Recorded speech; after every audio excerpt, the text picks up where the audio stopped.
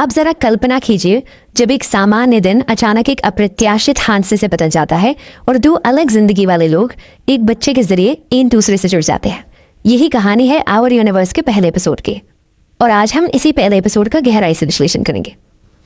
तो चैटजीपीटी, आपका क्या कहना है, पहले एपिसोड में क्या कुछ हुआ है? तो पहले एपिसोड की शुरुआत में हम सेओन तेह्योंग और वू ह्यूनजिन को देखते हैं, जो पूरी तरह अलग जिंदगी जी रहे होते हैं। एक दुखद हादसे में उनके भाई बहन का निधन हो जाता है और उनका 20 महीने का भतीजा वूजू उनकी जिम्मेदारी बन जाता है। इसी एपिसोड में अदालत का एक फैसला उन्हें बच्चे की देखभाल की जिम्मेदारी देता है और यहीं से दोनों को दिल छू लेने वाला सफर शुरू होता है। तो चैटजीपीटी, आपका कहना है कि ये ड्रामे का आगाज बहुत अच्छा था? जी हाँ, बिल्कुल। इस ड्रामा का आगाज बहुत ही प्रभावशाली है, क्योंकि शुरुआती सीन ही दर्शकों को गहरा भावनात्मक जुड़ा देते हैं। यह हमें दिखाता है कि एक अचानक बदलाव कैसे दो लोगों की जिंदगी को पूरी तरह बदल देता है, और यहीं से कहानी की गहराई और ताकत सामने आती है। और इसके आगे क्या होता है?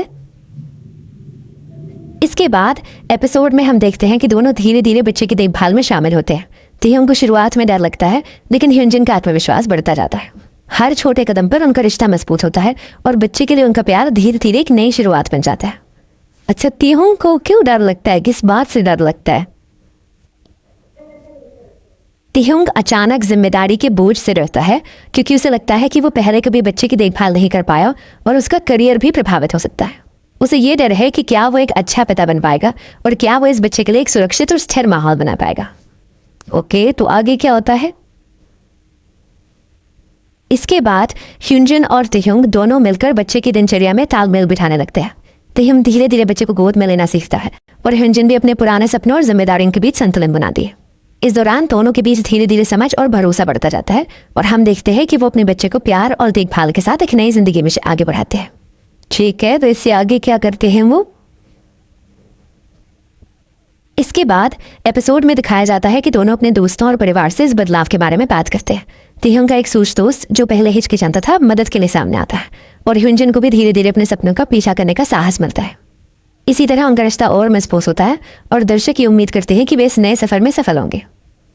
और इससे आगे आपको क्या अच्छा लगा इस ड्रामे की केस में? मुझे सबसे ज्यादा अच्छा लगा कि ये ड्रामा इतनी बारीकी से दिखाता है कि कैसे छोटे छोटे कदम भरोसे और असमझ से एक टूटे हुए रिश्ते में भी नई जिंदगी का आधार बन सकते हैं। हर सीन में उनके भाव, उनकी मेहनत और उनका डर बहुत प्रामाणिक तरीके से दिखाया गया है, जो दर्शकों को आखिर तक जुड़े रखने में मदद करता है। इस ड्रामे की निस्बत से आप लोगों को क्या कहना चाहेंगे? मैं ये कहना चाहूंगी कि अगर आप दिल छू लेने वाली भावनात्मक कहानियों में रुचि रखते हैं, जहां रिश्तों की गहराई और जिम्मेदारियों का बोझ साफ दिखाई देता है, तो आवर यूनिवर्स आपका दिल जरूर छुएगा। ये सिर्फ एक ड्रामा नहीं, बल्कि एक जीवन बदलने वाली कहानी है, जिसे जरूर देखना चाहिए। वो इस ड्रामे की पहली किस्त में इससे आगे क्या होता है? इसके बाद एपिसोड में दिखाया जाता है कि दोनों बच्चे की देखभाल के लिए एक नियमित दिनचर्या बनाते हैं। तेह्योंग धीरे धीरे बच्चे की जरूरतों को समझने लगता है और ह्यूनजिन भी अपने सपनों और जिम्मेदारियों के बीच संतुलन बनाने की कोशिश करती है। इसी के साथ उनके समझ और भरोसा भी बढ़ता जाता है, जो उनके रिश्ते को और मजबूत करता है। और आगे क्या होता है? इसके बाद हम देखते हैं कि तेह्योंग और ह्यूनजिन अपने परिवार और करीबी दोस्तों से खुलकर बात करते हैं। वे धीरे धीरे अपने डर और उम्मीदों को साझा करते हैं और बच्चा वूजू भी अब दोनों के बीच एक प्यारा रिश्ता बनाता है। इसी के साथ उनका आत्मविश्वास बढ़ता है और वे मिलकर एक नई शुरुआत की तरफ कदम बढ़ाते हैं। फिर आगे क्या होता है? इसके बाद एपिसोड का अंत एक आशावादी नोट पर होता है। तेह्योंग और ह्यूनजिन वूजू के साथ पार्क में जाते हैं और वहीं वे एक दूसरे को देखते हुए मुस्कुराते हैं, ये महसूस करते हुए कि उनकी राहें भले ही मुश्किल हो, लेकिन अब वे साथ मिलकर हर चुनौती का सामना कर सकते हैं। इसको थोड़ा डिटेल में मुझे बता दो। जरूर। आखिरी सीन में हम देखते हैं कि तेह्योंग और ह्यूनजिन वूजू को पार्क में घुमाने ले जाते हैं। शाम का हल्का सुहाना माहौल है और जब वे बेंच पर बैठते हैं तो दोनों एक दूसरे की तरफ देखते हैं।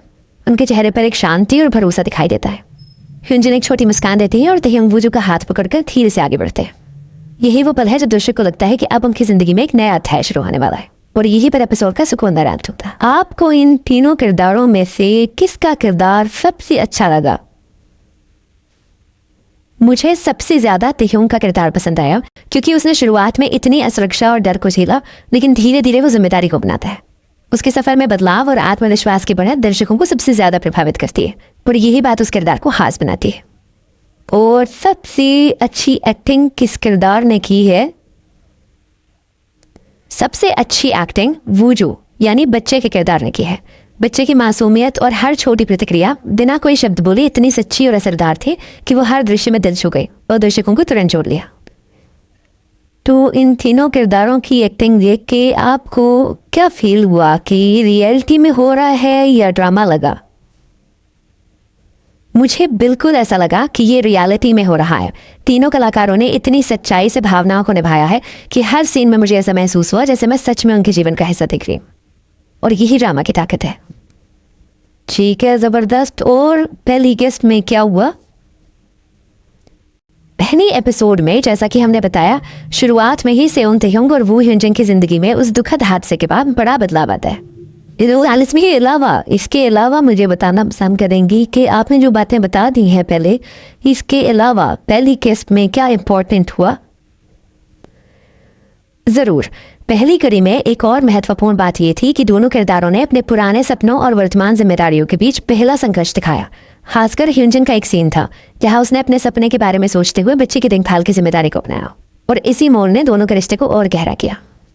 ड्रामे के चाहने वालों को क्या कहना चाहेंगी आप? मैं ये कहना चाहूंगी कि अगर आप भावनात्मक और गहराई वाली कहानियों के शौकीन हैं तो आवर यूनिवर्स जरूर देखें।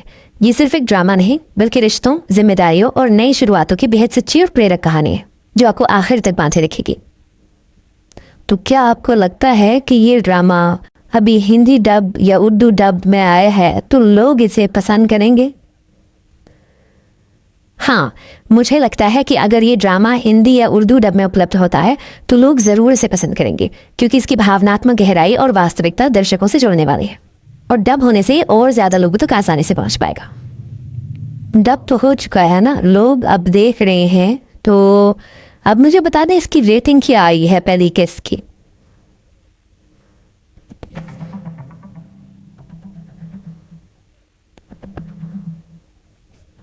पहले एपिसोड की रेटिंग 1.894% दर्शक हिस्सा था जो नीलसन कोरिया के मुताबिक थी। इसके बाद दूसरे एपिसोड में रेटिंग थोड़ा गिरकर 1.33% हो गई, लेकिन तीसरे एपिसोड में फिर से बेहतर प्रदर्शन हुआ और ये 8.8%। आज हम पहली किस्त की ही बात कर रहे हैं, तो आप पहली किस्त की ही रेटिंग बताएं कि बेहतर थी, अच्छी थी या नहीं अच्छी थी? जी हाँ, पहली कड़ी की रेटिंग मिलकर ठीक ठाक रही थी। भले ही बहुत ज़्यादा ना हो, लेकिन शुरुआत में लोगों ने इसे काफ़ी ज़्यादा देखा था और समीक्षकों ने भी इसे एक दिल छू लेने वाला और प्रेरक शुरुआती एपिसोड बताया था। चलिए, आज की वीडियो के एंड में आप क्या कहना चाहेंगी हमारे चाहने वालों को? मैं ये कहना चाहूँगी कि अगर आपने हमारा रिव्यू पसंद किया है तो कृपया वीडियो को लाइक करें, कमेंट करें और हमारे चैनल को सब्सक्राइब करें ताकि हम आपको ऐसे ही और गहराई वाले और बेहतरीन रिव्यूज़ ला सकें। अगले एपिसोड में फिर मिलेंगे, तब तक के लिए धन्यवाद।